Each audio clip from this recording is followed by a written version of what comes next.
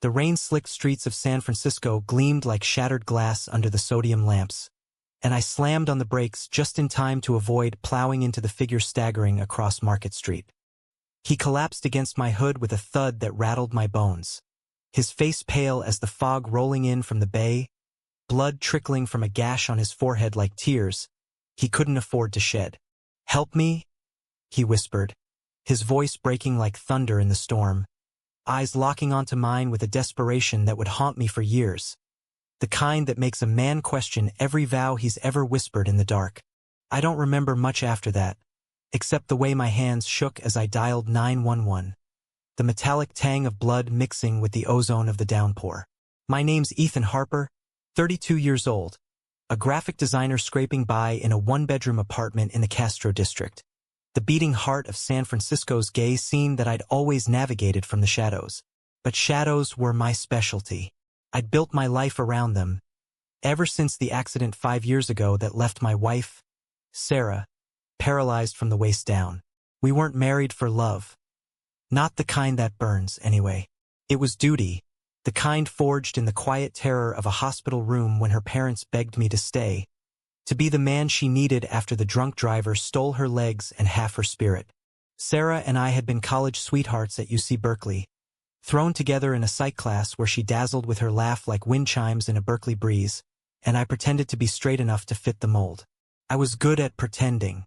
Growing up in a conservative suburb outside Sacramento, I'd learned early to bury the ache that stirred when the football captain brushed past me in the locker room. Sarah knew, or at least suspected. Our wedding night was a fumbling apology, her forgiveness wrapped in the silk of, "I love you anyway." When the crash happened, her Volvo totaled on the 101, spine shattered like fine china. She clung to me like a lifeline. "Don't leave me broken," she'd sobbed into my chest, and how could I? Her parents, pillars of the old money elite, promised the world. The down payment on our apartment, the custom wheelchair van, the endless parade of home health aides. In return, I became her husband in every way that mattered. Pushing her chair through Golden Gate Park, adjusting her pillows at night, whispering encouragements during the brutal physical therapy sessions that left us both raw. But God, it hollowed me out. Morning started at dawn with the hiss of the coffee maker and the whir of her electric blanket. Me brewing her chamomile while she scrolled through wedding blogs from friends who'd long since moved on to kids and cul-de-sacs. I'd kiss her forehead, chaste, automatic, and head to my freelance gigs, designing logos for tech startups that paid just enough to cover the mounting medical bills. Evenings were ours. Microwave dinners on TV trays, binge-watching This Is Us episodes that twisted the knife deeper, her head on my shoulder as if we were still whole. "You're my rock, Ethan," she'd say, squeezing my hand, and I'd smile, the lie tasting like ash. The truth? I was crumbling. The Castro's rainbow flags mocked me from every corner. Leather bars pulsing with bass that vibrated through my chest. Pride parades I'd watch from afar, nursing a beer alone while men my age danced without ghosts. I tried once, 2 years in, a furtive grinder hookup in a No Valley motel that ended in panic, my phone buzzing with Sarah's, "Where are you?" before I could even unzip. Guilt was my shadow, thicker than the fog. I loved her, in the fractured way you love a sister or a saint. Fiercely, protectively, but not like that. Never like that. That night on Market Street, though, everything shifted. The man on my hood, his name was Lucas Reyes, I learned later, had been mugged outside a dive bar on 18th Street, his wallet and phone gone. A pipe to the head for good measure. Paramedics pried him off my car like a barnacle. But not before he grabbed my sleeve, mumbling, "Don't let them win." Who they were, I never asked then. I followed the ambulance to San Francisco General, pacing the ER waiting room with its institutional green walls and the distant wail of monitors, until a nurse handed me his effects. A cracked iPhone, a silver St. Christopher medal on a chain, and a dog-eared copy of The Brief Wondrous Life of Oscar Wilde, stained with what looked like old coffee. Sarah was asleep when I got home at 2 a.m., her breathing steady under the quilt I'd tucked around her that morning.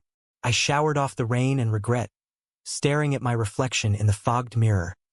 Dark circles under eyes that used to sparkle, shoulders slumped like a man twice my age. What was I doing chasing strangers in the night? But sleep evaded me, and by dawn, I was back at the hospital, flowers in hand like some fool from a rom-com, asking after the guy who'd nearly become roadkill under my tires. They let me in. Lucas was propped up in a bed by the window, bandages wrapping his temple like a crown of thorns, his skin a warm olive against the starched sheets. He was Mexican-American. He told me later, born in the Mission District to parents who'd crossed the border with dreams bigger than the paperwork. At 29, he was a barista/aspiring photographer, his camera smashed in the alley along with his illusions. "Thanks for not running," he said, his voice rough from the intubation tube they'd yanked out, a crooked smile cracking his lips. His eyes were hazel, flecked with gold like sunlight on the bay, and they held mine without flinching. The first person in years who'd seen me, really seen. I visited daily after that, smuggling in burritos from Taqueria Cancun and flipping through his Instagram feed on my phone, his photos capturing the city's underbelly. Graffiti murals on Valencia Street, drag queens mid-strut at midnight sun, the quiet dignity of unhoused folks huddled under the Bay Bridge. Sarah noticed, of course. "Who's the mystery patient?" She teased over her morning oatmeal, but there was an edge to it, a flicker of something unspoken. I brushed it off, work stress, late nights, but the lie settled heavier each time. Weeks blurred into a rhythm. Lucas got discharged to a sublet in the Haight, and I drove him there in Sarah's van, the chairlift groaning under boxes of his salvaged life. We talked nonstop, about Kerouac's road trips that never quite panned out, the sting of coming out to families who prayed harder instead of hugging, the way San Francisco chewed you up and spat you out prettier but poorer. He knew I was married, saw the ring glint like a shackle, and never pushed, but his presence was a current, pulling me under. One evening, as we unloaded his gear, he paused by a stack of vinyl records, pulling out Nina Simone's "I Put a Spell on You." "This one's for the ones who stay too long," he said, handing it to me, our fingers brushing like a spark in dry grass. That night, back home, Sarah wheeled into the kitchen while I chopped onions for stir-fry, her eyes sharp. "Ethan, talk to me. You've been distant." I froze, knife hovering, the steam rising like confession. "It's nothing, babe. Just helping a friend." She reached for my hand, her grip fierce despite the atrophy. "Friends don't make your eyes light up like that. Not since." Her voice trailed, the ghost of our wedding day hanging between us. I sank to my knees beside her chair, the linoleum cold against my jeans. "I'm sorry," I whispered, the words cracking open the dam. Tears came then, hot and unbidden, and she pulled me close, stroking my hair like a mother or a confessor. "I know, Ethan. I always knew. And I've held you here because I'm scared of being alone in this." We cried together, the stir-fry burning on the stove, the apartment filling with smoke and truth. But truth is a slippery thing in the city by the bay. Lucas texted that weekend, "Sunset at Twin Peaks? Bring your sketchpad." I said yes before I could think, telling Sarah I had a client meeting. The climb up the dusty trail left me breathless, the panoramic view of the sprawl below, a glittering quilt of lights and lies, unfurling like a promise. He was there, camera slung around his neck, a thermos of spiked hot chocolate in hand. We sat on a boulder, legs dangling over the edge of the world, and for the first time in years I drew, not logos or ads, but him. The curve of his jaw, the way his lashes cast shadows at dusk. As the sun dipped, painting the sky in fire, he turned to me. "You're not just helping a stranger, Ethan. You're running from something." His hand found mine, tentative, electric. I didn't pull away. Instead, I leaned in, our lips meeting soft as fog, tasting of chocolate and cinnamon and the salt of unspoken longing. It was salvation, that kiss, brief, stolen, but enough to crack the facade I'd armored myself in. Driving home, windows down, Nina Simone crooning from the speakers, I felt alive, reckless, whole. Little did I know, the real storm was just brewing. Sarah confronted me the next morning over breakfast, her wheelchair angled like a judge's bench at the kitchen table. The air smelled of scorched toast, my attempt at normalcy failing spectacularly, and her eyes, usually soft with resignation, burned with a mix of hurt and resolve. "I saw the lipstick on your collar last night," she said flatly, no preamble, her fork stabbing a strawberry like it had personally offended her.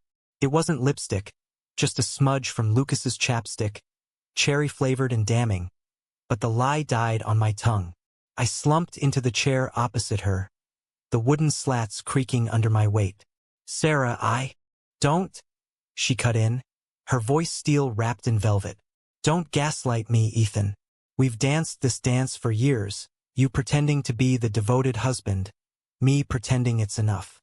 But last night, you came home glowing like you'd swallowed the sun. And I deserve better than scraps." Tears welled in her eyes, but she blinked them back, chin lifted in that defiant way she'd had since the accident. When therapists said she'd never walk again, and she proved them wrong by rolling marathons in her chair. My chest tightened, guilt coiling like barbed wire. How could I explain the ache that Lucas had soothed, the way his touch unlocked doors I'd bolted shut? We talked or argued, for hours, the conversation ebbing like the tide outside our window, crashing against the Embarcadero piers. She admitted her own secrets.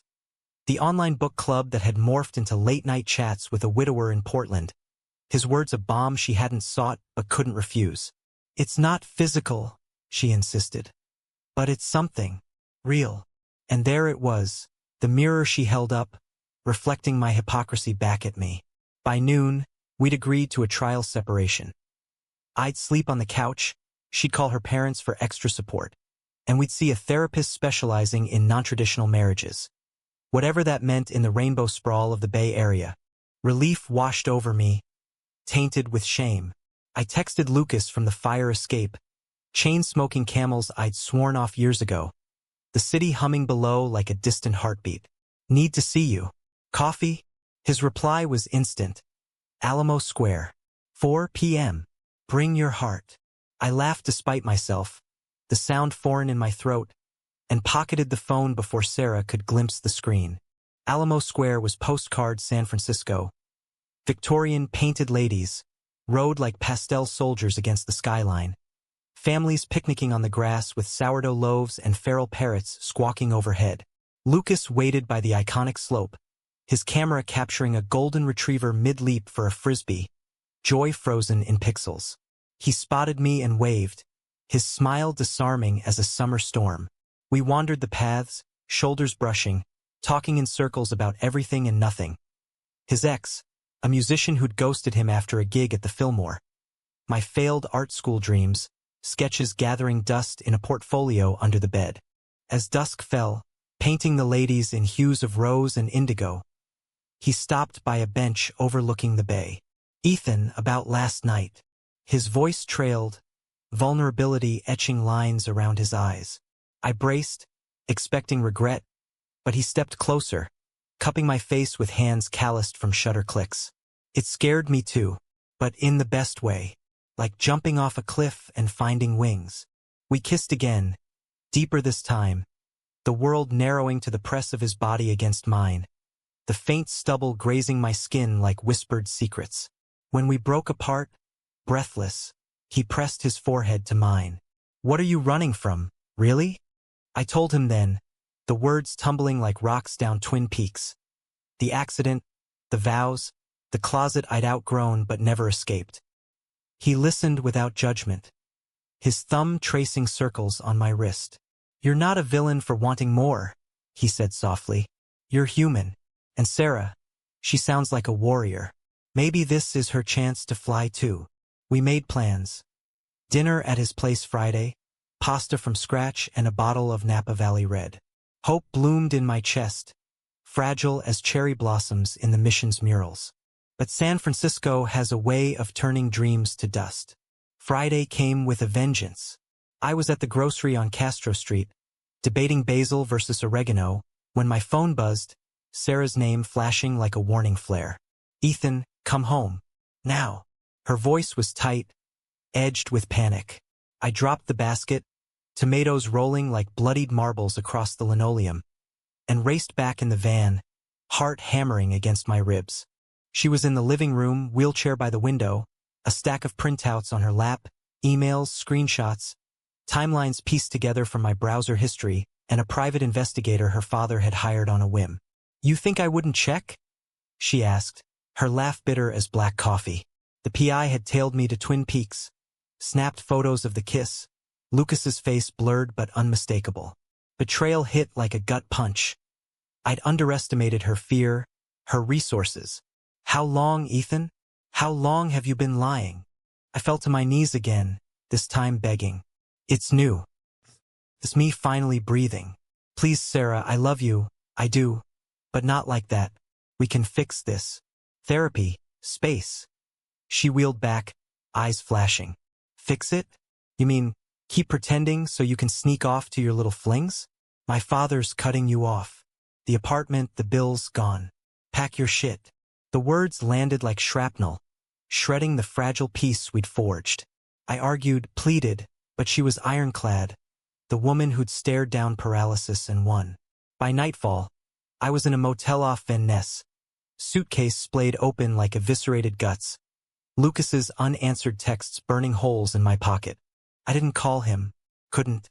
The betrayal wasn't just hers. It was mine, for dragging him into this mess without warning. Instead, I drowned in cheap whiskey at a dive called The Patio, the jukebox crooning Patsy Cline about crazy for feeling so lonely.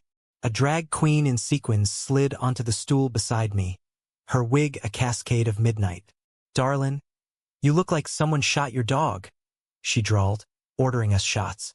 Her name was Ruby, a fixture in the Castro since the 80s, survivor of plagues and propositions. I spilled it all, the wife, the man, the eviction, and she listened, fanning herself with a laminated menu. "Honey, love's not a ledger, but lies? They bankrupt the soul. Call your boy, or you'll wake up 50, still chasing what-ifs." Her words echoed as I stumbled back to the motel, the fog swallowing streetlights whole. Dawn broke gray and unforgiving, Sarah's final text a guillotine. "Lawyers filing tomorrow. Be gone by noon."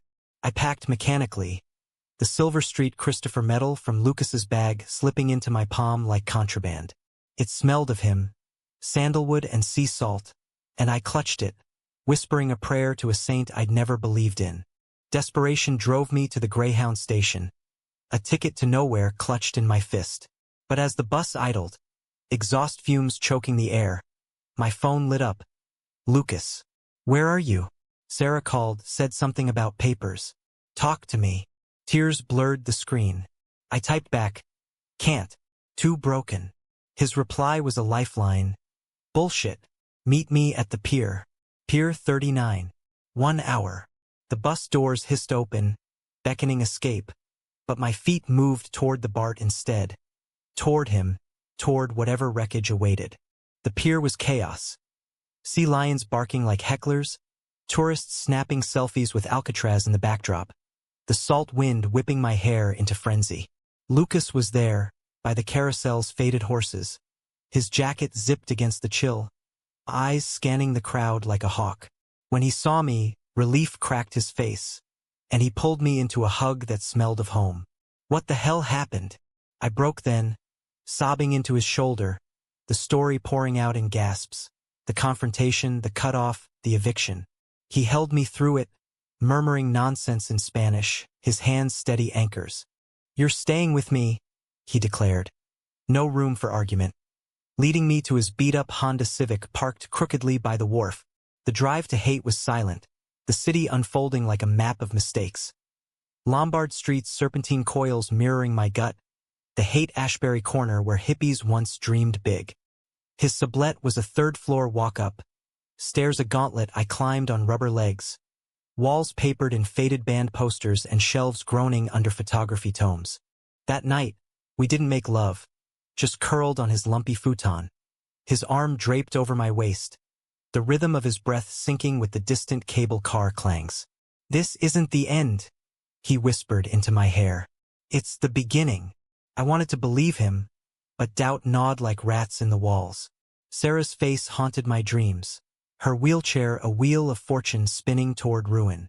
Weeks bled into a fragile normalcy in Lucas's apartment, the hate's bohemian pulse seeping through the cracked windows like incense from a head shop. Mornings were coffee brewed strong on a hot plate, his camera clicks punctuating my freelance pitches from the kitchen table, emails to clients who didn't care about my domestic implosion. Afternoons, we'd wander the panhandle, dodging joggers and feral cats, his lens capturing the ordinary magic. A busker's fiddle weeping under eucalyptus shade, sunlight fracturing through beer bottles abandoned in the grass. Evenings were ours. Takeout from Cha-Cha-Cha, sprawled on the floor with takeout cartons and his vinyl collection spinning tales of lost loves and found roads. But normalcy was a thin veneer over the chasm. Sarah's divorce papers arrived like a federal indictment, couriered to the motel's forwarding address with a note in her elegant script. Sign and be free. I already am. Freedom tasted like bile. Her father's lawyers froze our joint accounts overnight. My credit card declined at the corner bodega for a pack of gum. I pawned my wedding ring, gold band mocking from the velvet tray, for $200, enough for a month's rent share with Lucas. But the transaction left me hollow, staring at my bare finger like a convict sizing up a noose. Lucas never asked for details, just propped me up with quiet strength. Job leads at coffee shops, intros to his photographer buddies who needed design help. You're gold, Ethan, he'd say, kissing my temple mid-morning haze. Don't let them tarnish you. Our intimacy deepened in stolen moments. A brush of lips over breakfast, bodies entwining under threadbare sheets. His touch mapping territories I'd only dreamed of. It was tender, reverent, like worship in a cathedral of flesh. His whispers in the dark erasing years of silence. Te quiero, he'd murmur, Spanish rolling like waves, and I'd echo it back. The words foreign but fitting, a key turning in a long-locked door. Yet conflict simmered beneath the surface, bubbling up in unexpected fissures. One night, after a gallery opening in Soma where his photos hung, raw portraits of queer elders sharing AIDS quilt stories, jealousy reared its head. A curator, lithe and tattooed, lingered too long by Lucas's print of me. Anonymized, thank God, but the curve of my neck unmistakable. Her hand on his arm as she gushed about the intimacy in your gaze. I nursed a plastic cup of Chardonnay in the corner. The room's chatter a roar in my ears, until I couldn't breathe. Outside, in the alley's graffiti glow, I lit a cigarette with shaking hands. Who's she? I demanded when he followed, the accusation sharp as shattered glass. Lucas blinked, hurt flickering. A contact, Ethan. Nothing more. But doubt had teeth gnawing at the trust we'd built. Is this how it starts? You, charming the room, me waiting in the wings like some closeted relic. The words were unfair, born of my own scars. Sarah's accusations echoing in my skull. But they landed like blows. He stepped back, jaw tight. You're projecting. I'm here, every damn day. But if you can't see that. He trailed off, raking a hand through his hair, the silence stretching taut as a bowstring. We made up in the car ride home. Apologies murmured over the hum of the 101. His hand on my thigh a peace offering. But the seed was planted, doubt watering it with every unanswered call from unknown numbers. Collection agencies, mostly, but one traced to Sarah's lawyer demanding asset disclosures. Then came the betrayal that shattered us. It started with a knock at dawn. 3 weeks into our fragile idyll. I answered in boxers and a faded Ramones tee, bleary-eyed, to find a detective on the stoop. Badge glinting like judgment, rain dripping from his fedora. Ethan Harper? We need to talk about Lucas Reyes. My stomach plummeted. Inside, over lukewarm coffee, he laid it out. Lucas wasn't just a barista photographer. 5 years back, before the mugging that faked us together, he'd been tangled in a fraud scheme, embezzling from his ex's band tour funds, a desperate grab to cover his sister's medical bills after a hit-and-run in the Mission. Charges dropped for lack of evidence, but the ex, a rising indie rocker named Jax Harlan, had never forgiven, nursing the grudge like fine scotch. Why tell me now? I stammered, the room spinning. The detective shrugged. Harlan's back in town, playing the warfield. Filed a civil suit yesterday. Thought you should know, seeing as you're shacked up with the guy. Public record and all. He left his card, the door clicking shut like a coffin lid. Lucas stirred then, patting in with sleep-tousled hair. oblivious. Who was that? I thrust the card at him, voice cracking. Your past knocking. Fraud? Embezzlement? What the hell, Lucas? His face drained of color, the truth crashing over him like a rogue wave. He sank onto the futon, head in hands. It was one time. Jax's band. I handled merch and bookings. They were drowning in debt, and my sister. Cancer, Ethan. Chemo costs a fortune. I skimmed just enough, thought I could pay it back. But Jax found out, went nuclear. Cops cleared me, no hard proof, but he spread it like wildfire. That's why I left LA. Started over here. His eyes pleaded, raw and red-rimmed. I was going to tell you, after the gallery show, when things settled. Betrayal burned hot, fiercer than Sarah's because this was built on whispers in the dark. Promises etched in skin. You lied? I choked out, backing toward the door. I left everything, my marriage, my home. For this? For a con man. The word hung ugly, but it fit the fracture. He reached for me, desperate. I'm not that guy anymore. These photos, this life, it's real. You're real. But I was already gone, fleeing down the stairs into the hate's morning mist, heart pounding like a war drum. I crashed at Ruby's, the drag queen's Valencia Street flat, a riot of feather boas and sequin swags, her pull-out couch sagging under my weight. She force-fed me pozole from the taqueria downstairs, her mascara-streaked wisdom flowing like the soup. Chilly, everyone's got skeletons. Question is, do yours match? I confessed it all, the fraud, the fear, and she nodded, filing her nails to points. Call him, or call her. But hiding? That's death by inches.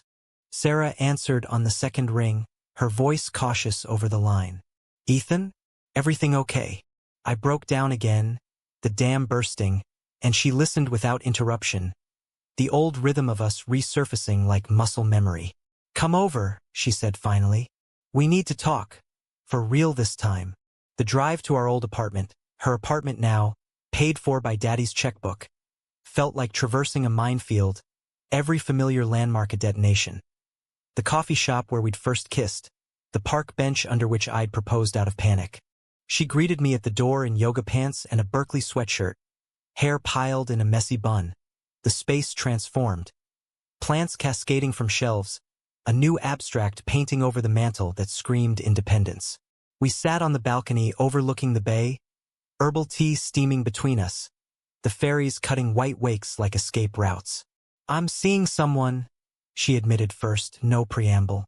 Mark from the book club. He's kind, Ethan. Sees me. Not the chair, not the tragedy. Relief mingled with ache. She'd found her wings while I'd clipped mine. And you? This Lucas. I spilled it, the fraud, the fallout, and she squeezed my hand, the gesture platonic now, freeing. You deserve truth, Ethan. But so does he. Go back. Fight for it or let it go. But stop punishing yourself for loving wrong. Her words lingered as I left, the sun dipping low, gilding the bridge in gold. Back at the apartment, Lucas was packing. Boxes stacked like accusations, his camera case zipped shut. I'm out, he said dully, not meeting my eyes. Jax's suit will tank me. Better if you stay clear. Panic surged. No. Wait. I grabbed his arm, pulling him close, the scent of him a drug. I overreacted. Scared, yeah, but that's us, right? Messy humans. He searched my face, hope flickering. You believe me? I do. And if Jax comes knocking, we face him. Together. The kiss that followed was fierce. Reclaiming, bodies crashing like waves on Baker Beach. But as we tangled on the floor, clothes shedding like old skin, a knock echoed, insistent, ominous. Lucas froze, paling. It's him. Jax Harlan stood in the doorway like a specter from a music video, all lean angles and designer stubble, his leather pants creaking as he leaned against the frame, flanked by a slick lawyer in a Brioni suit.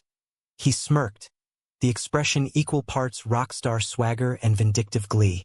Reyes? He drawled, voice like gravel over guitar strings.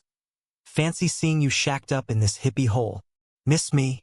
Lucas stiffened beside me, his hand clenching mine under the table we'd hastily righted. the air thick with the remnants of our reconciliation. Half-empty takeout boxes and the faint musk of sweat. The lawyer cleared his throat, unfurling papers with the flourish of a magician's cape. Mr. Reyes, Mr. Harlan is pursuing damages for the 2019 embezzlement. $15,000, plus interest and legal fees. We have new evidence. Bank records, witness statements from the tour crew. Sign over your assets or we go to court. Jax's eyes flicked to me, appraising. And who's the arm candy? Fresh meat? Luke? Careful. He might bolt when he sees the real you. Rage boiled in my veins, hot as the summer fog burning off the bay. Get out, I snarled, stepping forward. But Lucas held me back, his grip a warning. It's okay, Ethan. Let them talk. He faced Jax, shoulders squared, the barista photographer morphing into something steely, forged in border-crossing grit. You want blood? Fine. But this isn't about money. It's revenge for me walking away. I loved you once, Jax. Now, pity. The words landed like a mic drop, Jax's smirk faltering into a snarl. The negotiation dragged into the night, the lawyer pacing the cramped living room while Lucas countered with printouts of his lean finances. Gig income, student loans for his sister's treatments. I brewed coffee gone bitter, interjecting when tempers flared, my designers eye spotting loopholes in their evidence, like typos in a mock-up. By 2 a.m., a deal emerged. Jax dropped the suit for a public apology photo exhibit. Lucas's images of queer resilience. Proceeds split, turning poison into art. Handshakes were curt, Jax's parting shot a venomous, "You'll always be a thief." But as the door slammed, Lucas sagged against me, exhaling like a man surfacing from depths. "You're a badass," I murmured, kissing his knuckles bruised from clenching fists. He laughed, watery and real. "We are. Team, right?" Sleep came fitful, tangled in each other's arms. The city's nocturnal symphony. Sirens wailing, owls hooting from Golden Gate Park, lulling us into uneasy peace. Dawn brought clarity, or at least a facsimile. I woke to Lucas at the window, camera in hand, framing the first light gilding the painted ladies across the street. "Shot a roll of us last night," he said, developing in his makeshift darkroom tub. The prints dried on the sill, me mid-laugh during the standoff, fierce and unguarded. Him vulnerable in the aftermath, eyes shining with unspoken vows. "This is us," he said, tucking one into my wallet. Evidence of the good kind. But resolution demanded reckoning. I called Sarah that afternoon, the line crackling with static as if the ghosts between us protested. "It's over with Jax," I started, and she chuckled, the sound lighter than I'd heard in years. "Good. Mark and we're making it official. Moving in together next month." Pride swelled, untainted by loss. "You deserve that joy." Pause, then her voice softening. "As do you, Ethan. Send photos of the exhibit, the life. No more hiding." We hung with well wishes, the cord cut clean, a chapter closed with grace. The exhibit opening was a whirlwind 3 months later, at a Soma gallery wedged between warehouses and whispers of gentrification. Shadows to light, queer survival stories drew a crowd. Activists in cafes, tech bros slumming for culture, Ruby holding court in a crimson gown that ate the room. Lucas's photos hung like altars. Veterans of Stonewall riots, trans youth coding apps for safe houses, and us, anonymized but pulsing. A silhouette kiss against the bridge's rust, hands intertwined over a cracked city map. Jax slunk in midway, nursing a scotch, but his venom had dulled to indifference. The check from sales already cashed, his ego soothed. He nodded at Lucas, civil if chilly, and vanished into the night. Sarah came too, wheeling through with Mark, a bespectacled engineer whose smile crinkled kindly. She hugged me fierce, whispering, "Proud of you," before admiring a print of sea lions at Pier 39, symbols of resilient wildness. "He's a keeper," she said of Lucas, and I beamed, the validation a balm. As the crowd thinned, Lucas pulled me to the rooftop, the city sprawling below like a lover's limbs, neon veins pulsing. the bay a dark mirror reflecting stars.